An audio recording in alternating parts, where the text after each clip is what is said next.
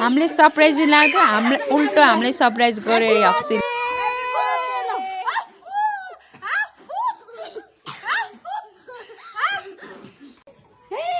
तारे ल्याएको नि अहिले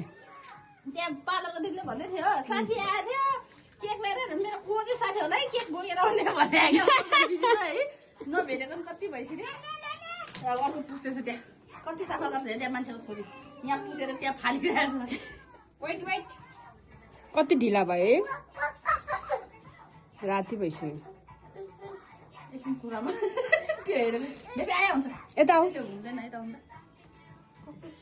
आलु तासेर बसिरहेको खाएर आइरहेको थियो कस्तो